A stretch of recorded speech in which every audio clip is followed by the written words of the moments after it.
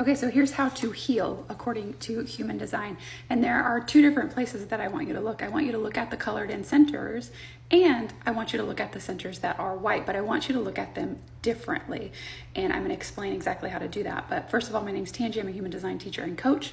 I use human design to help you feel good, or at least feel a little better. That's why I call myself the feel good expert. Okay, so back to your chart. Okay, if you are looking at the centers that are colored in, you have been conditioned to not be how you normally are, what is natural, inherent to you. So for example, that big diamond center in the middle is called the G center.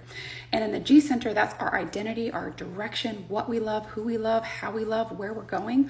All of that exists in that G center. So with it colored in, if at some point in your life you were told or made to feel that who you are and how you are or what you love or where you're going was wrong, then that is conditioning, okay?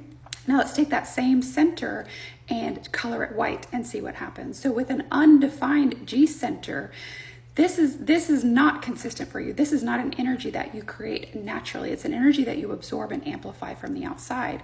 And when you pull that energy in from the outside and it feels good and you like the way it feels to finally have direction and love and identity, and it feels like it could be consistent, you pull it in and you try to hold on to it. However, anything that is white in your human design chart means that this is a source of wisdom because you exist on an entire spectrum.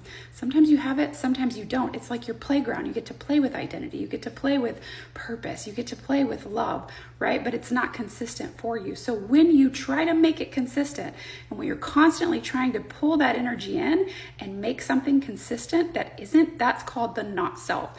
And so you can do healing on either side, but it's very important to look at your chart first and see if it's colored in or if it isn't, because you want to know if this is something that's effervescent, that someone told you was wrong and you felt like you needed to change and suddenly it feels very bad in your body, or if it's something that you're trying to prove. You're trying to make yourself something that you're not, and then pulling in not self and falling into this black hole, this bottomless pit of always trying to make the inconsistent consistent.